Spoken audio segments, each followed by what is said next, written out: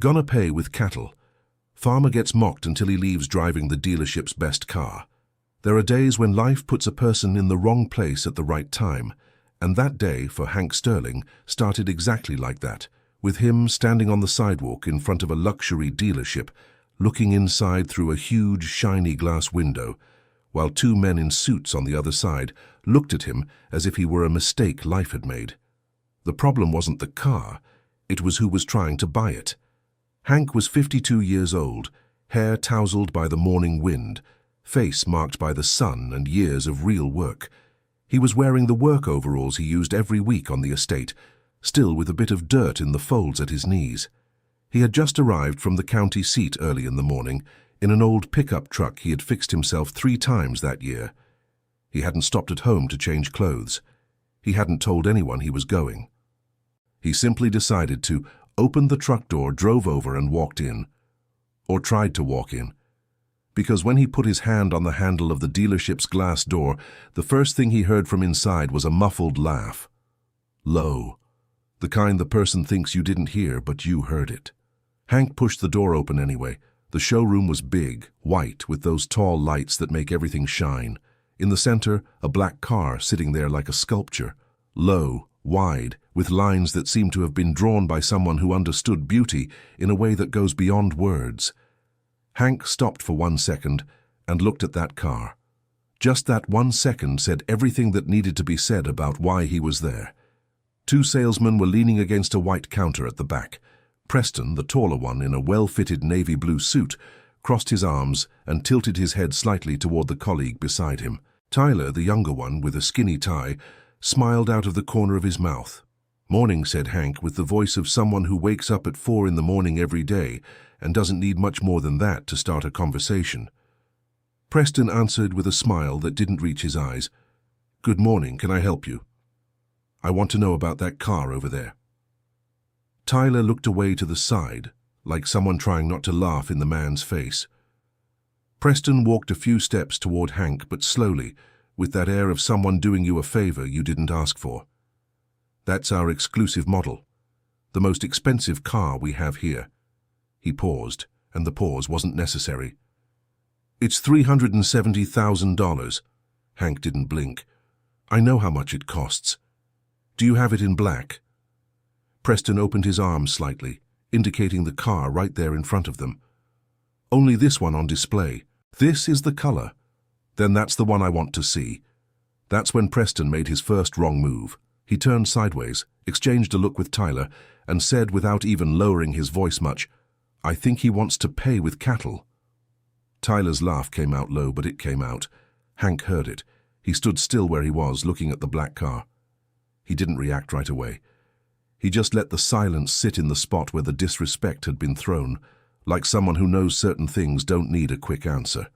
"Can I sit inside?" he asked without taking his eyes off the car. Preston sighed discreetly. "Of course, but I need to inform you that you need to prove income for the test drive, and for financing the minimum down payment is $90,000. "I didn't say anything about financing," Hank interrupted calmly. "I asked if I can sit inside." There was a pause. Preston let out a faint chuckle, shrugged, and opened the car door for him with that gesture of someone doing it out of obligation. Hank got in slowly. He sat on the black leather seat for almost a minute without saying anything. He ran his hand over the steering wheel carefully, like someone recognizing something they'd been waiting for a long time. He looked at the dashboard, the controls, the low roof that made the outside world feel distant. He closed his eyes for a second, then he got out. "How many do you have available for immediate delivery?" Preston raised an eyebrow. "For immediate delivery, just this one. We have 2 more in transit, should arrive next week." "This one works," said Hank. "I want to buy it." The silence that followed was of a different kind. Tyler stopped messing with the phone he was holding. Preston stayed quiet long enough for the silence to become uncomfortable. "Buy... What do you mean? In full?" "In full. Look, I'm going to be honest with you. When I got to this part of the story for the first time, I had to stop. Because there's something very specific about this moment that hits deep, you know? It's that type of scene where you already know what's coming, but your heart still races a little." Preston recovered quickly, slipping back into professional mode. All right. Then we'd need documentation, proof of residence. Do you accept bank transfers? Yes, we do. Then give me the info. I'll do it now. Preston went to the counter, grabbed a sheet of paper, came back. There was a different tension in the air now. It wasn't that easy arrogance from before. It was genuine doubt that the two of them were still trying to hide behind polite smiles. Hank pulled his phone from the pocket of his coveralls. A simple phone with a scratched screen. He opened the banking app with the calm of someone who does this every day. He stared at the screen for a moment, while Tyler pretended to organize papers at the counter, but he never took his eyes off the man in coveralls. "Can I use your desk?" "Of course," said Preston. Hank sat down, placed both elbows on the spotless white counter, and started filling in the transfer details. $370,000. Plus the registration fees, first year's insurance, the full package Preston had mentioned earlier, almost as a joke. When the confirmation appeared on the screen, he turned the phone toward Preston. The salesman stared at the screen, looked back at Hank, looked back at the screen. I'll go get the manager." "Go ahead." Dear listener, if you're enjoying the story, go ahead and leave a like and especially subscribe to the channel. It helps us a lot. We're just getting started, now continuing. The manager was an older man, around 60, grey hair combed to the side, who came through the back door with that look of someone interrupted in the middle of something important. His name was Arthur. He came out with the professional smile already on his face, but when he saw the confirmation Preston showed on the screen of Hank's phone, the smile changed type. It became more real, wider. "Mr. Hank, it's a pleasure. I apologize for any delay." He extended his hand. "Would you like to complete the process right here, or would you prefer we take it to the conference room for more comfort?" "Here's fine." Arthur turned to Preston with a look that said everything without needing a single word. Preston turned slightly red. Tyler had discreetly disappeared to another corner of the showroom. While the manager organized the papers, Arthur asked in that hallway conversation tone, "Are you from around here?" "From a small town in the heartland, 2 hours away." "What do you do, if you don't mind me asking?" Hank looked at him with that calm look country folk have, the kind of look that doesn't need anything to sustain itself. "Soybeans, corn. I've got a few acres of wheat, too. Some livestock, but that's smaller." Arthur nodded with genuine respect now. "Big family?" "I have a daughter. She still lives with me." And that was when Hank said something that hung in the air for a moment before anyone grasped the weight of it. "This car isn't for me. It's for her." Arthur blinked. "What do you mean?" Hank folded his arms over the counter. "My daughter is turning 30 next month. She's helped me build the estate since she was 18. She's never asked for anything. When she was 17, I saw her looking at a photo of a car just like this one that a school friend had posted in a magazine. She cut it out and kept it. I think she still has that photo somewhere in her room." The room went quiet in a different way. "She doesn't know you came here?" "She doesn't know anything." Arthur was silent for a moment. Then he said, in a voice that had lost all its salesman tone, "You're a real father." And Hank, without smiling, without overdoing anything, just said, "I'm trying to be. I'm not going to lie to you, this part got to me in a way I didn't expect. Maybe because we grow up thinking a father's love is that loud thing, made of speeches, and then a story like this comes along and shows that sometimes the greatest love is the one that stays quiet for 13 years, holding on to a promise that was never even spoken out loud. But Hank's story wasn't that simple. It had never been simple. And what he hadn't told Arthur yet, and what we're about to find out now, is that afternoon at the luxury dealership was just the last part of something that had started to crumble 4 months earlier. Hank's estate had grown a lot in recent years. It wasn't the kind of growth that shows up in magazines full of photos and promise. It was the kind of growth that happens when a person wakes up before the sun for 20 years and doesn't let anything slip through their fingers. He had started with a small piece of land, inherited from his father, and had doubled it in size 3 times through leasing, purchase, and hard work. His daughter, Cassidy, had studied agronomy and come back to help with the technical side. The two of them made a duo that the neighbors admired and, in some cases, quietly envied. The problem had arrived in the form of paperwork. A notice from an old partner, Silas, who had come into the estate 15 years earlier with a small amount of money during a difficult time, and who, according to a poorly written contract from back then, still held a share he had never claimed. Until that month. Silas had shown up with a lawyer on a Tuesday afternoon without warning and placed on the living room table at the ranch a stack of documents with numbers that made your head hurt just to look at. He said he wanted his share. He said the 23% stake recorded in the original contract was worth a much larger amount now that the estate had grown, and he wanted to be paid. Cassidy had gone pale when she saw the documents. Hank didn't go pale. He went silent, which was worse. "You signed this?" she had asked her father that night after Silas left. "I did. 15 years ago. I needed the money, and he was the only one who had it." "But this contract, Dad, it's a problem." "I know. If he decides to take action, he could freeze the next harvests while this gets sorted out. We can't sell anything that's tied up." Hank stared at the table. "I know that too."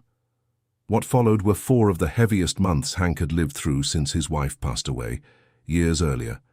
He hired a lawyer from the county seat, gathered all the documents he had, proved that Silas had never actively participated in the management, that the 23% had been given as collateral and not as a permanent stake, and that the contract had a buyback clause that Silas clearly hadn't read carefully because he never expected Hank to be able to exercise it.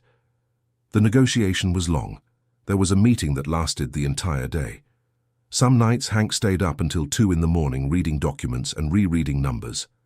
Cassidy helped with everything, but Hank didn't let her into the heavier meetings. "You need to keep your head on the field," he would say. "I'll handle that part." In the end, after 3.5 months of back and forth, Silas agreed to accept the buyback amount. It was a big number, but fair, and it left the estate completely clean, with no outstanding issues whatsoever. On the day the deal was closed, Hank went home, went straight to Cassidy's room while she was out in the field, opened the drawer where he knew she kept things from when she was young, and searched. It took about 2 minutes, but he found it.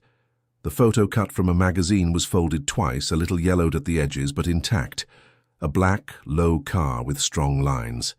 It wasn't exactly the same model as the one at the luxury dealership today, but it was from the same family, the same idea. It was the dream she had kept on a piece of paper because she never thought it could be anything else. Hank put the photo in the chest pocket of his coveralls. The next day, he went to the luxury dealership, without changing clothes, without telling anyone. Just him, the photo, and 30 years of work that no one had handed to him. Back at the showroom, while Arthur was finalizing the last paperwork, Preston reappeared. The man had spent the last half hour at the edge of the showroom, not quite knowing where to stand. He approached Hank slowly. "Mr. Hank, I wanted to apologize for what I said back then." Hank looked up from the documents. He looked at him for a second. "What did you say?" Preston swallowed. "That comment about the cattle, it was disrespectful. I shouldn't have." Hank stayed quiet for a moment. Then he said, "No, you really shouldn't have." He paused. "But do you know what the problem is with what you did?" Preston waited. "It's not that you judged me by my clothes. It's that you had already decided what I was before you truly saw me." He folded the corner of a piece of paper. "That's a dangerous habit, because life has a way of turning the tables when you least expect it." Preston nodded slowly. He didn't say anything else, but Hank thought he seemed a little different after that. Can a conversation like that change something in a person? "I keep thinking about that." The papers were signed. The car would be ready for pickup the next day, with plates and everything. Hank asked Arthur not to put a bow on it or anything. "No need for decoration," he said. "The car is enough." Arthur smiled. "Whatever you prefer, sir." The next morning, Hank woke up before the sun as usual. He made coffee and drank it sitting on the porch, looking out at the field, still dark. Cassidy came down afterward, like every day, with her hair still tied up carelessly and her eyes half closed. "Good morning, Dad." "Good morning." She went to the sink and filled a glass of water. "Heading to the field early today?" "No." She turned around. Hank rarely said no to the field in the morning. "Why?" "We're going out." "Out where?" He got up from the chair, went to the room, came back with the yellowed photo, and placed it on the table. Cassidy looked at the photo. She stood still for a second. Then she looked at her father with a look she herself might not know how to describe, a mix of recognition and something deeper, older. "Dad, where did you find this?" "I always knew where it was." She kept looking at the photo. Her hand reached toward the paper carefully, as if it were fragile. "I was about 17 when I cut this out. Remember when Miller's son showed up at school with a magazine photo?" "I remember. I thought it was ridiculous back then. I cut it out and kept it just to laugh at it later." Hank looked at her. "You kept something for 13 years that you cut out to laugh at?" Cassidy didn't answer, but her eyes grew bright in a way that had no answer. "Let's go pick up your car," said Hank. Dear listener, if you're enjoying the story, go ahead and drop a like and, most importantly, subscribe to the channel. It really helps us who are just starting out. Now, continuing. The drive to the luxury dealership was quiet. Cassidy tried asking questions twice, and both times Hank deflected with short answers. She kept looking out the pickup truck window with that silence of someone trying to piece together a puzzle with too many pieces. When Hank pulled into the dealership parking lot, Cassidy looked at the building with its huge gleaming glass and asked, "What are we doing here?" "You'll see." Arthur greeted them at the door. He shook Hank's hand firmly and turned to Cassidy with a genuine smile. "You must be Cassidy. What a pleasure." She looked at her father with a look of total bewilderment. Hank just nodded for her to follow. The car was at the back, set apart from the others, with that white ceiling light falling exactly onto the black hood. The lines were the same as in the photo. The color was the same. Its presence was bigger than any photo could hold. Cassidy stopped when she saw it. She stood in the middle of the showroom for a time that had no exact measure. Her shoulders rose and fell once. She turned her face to the side for a second, in a battle she was visibly losing. "Dad." 30 years is a milestone that deserves a gift to match," said Hank, with that dry voice of someone who doesn't like speeches but makes a point of saying what needs to be said. "You worked alongside me every one of those years, never complained, never asked. I noticed everything." Cassidy went to him and hugged him tight. Hank stood still for a second with his arms slightly open, like someone not very used to hugging, and then slowly closed them around her. Preston watched from a distance. Tyler, too. Neither said a word. Arthur discreetly stepped away to give them space. When Cassidy finally pulled back from her father, there were tears on her cheeks. She didn't try to hide them. She walked to the car, placed her hand on the black body with that same gesture her father had made the day before, slowly, like someone confirming something is real. "Is it really mine? It's been registered in your name since yesterday." She opened the door, got in. She sat inside for a moment with her eyes closed, exactly as her father had done. Hank watched from where he was. He didn't walk over to her. He just kept looking with that closed-off expression that people who don't know how to smile much wear when they're happier than they can show. Preston approached Hank once more, quiet. After a moment he said, "You did this for her. She deserved it. I found out yesterday from Arthur that you spent months sorting out a problem on the estate before coming here." Hank neither confirmed nor denied it. "But you came anyway, with the situation resolved." "A promise I didn't make out loud is still a promise," said Hank. Preston went quiet. He seemed to be thinking about something more than what was being said. Cassidy got out of the car with the keys in her hand and a smile she was clearly trying to control and clearly failing at. "Can I take it out now?" "Where do you want to go?" asked Hank. She thought for a second. "Home. I want the neighbors to see." Hank let out a low laugh, the first one in the whole story. Short, but real. "Go on then. And you?" "I'll head back in the pickup. No need to wait for me." Cassidy walked to the showroom door, stopped, turned to her father. "When I was real little, you used to say we were going to be okay. I never really understood what that meant." Hank looked at her. "Now I do," she finished. She walked out through the glass door. The black car left the showroom slowly, passed through the big gate Arthur had opened, and disappeared down the avenue with that engine sound that lingers in the air for a moment after the car is already gone. Hank stood looking at the empty street for a while. Then he took the pickup truck keys from his pocket, nodded to Arthur, and headed toward the exit. At the door, he turned around one last time and looked at Preston. "Remember what I told you yesterday?" Preston nodded. Slowly, Hank left. The end. There are stories that come to us not as entertainment, but as a mirror. Hank's is one of those, a man of few words, with nothing to prove, who walked through that glass door carrying 30 years of work that no one could see from the outside, and he left the same way he came in, quiet, head held high, without needing any applause. Now tell me, what did you think of this story? And where are you watching from? Leave it in the comments. It's always good to know who's on the other side. Do you think Hank was right to act the way he did? I really want to read what you all think. Thank you so much for your company, as always. Don't forget to like and subscribe to the channel, because there are a lot of great stories coming your way.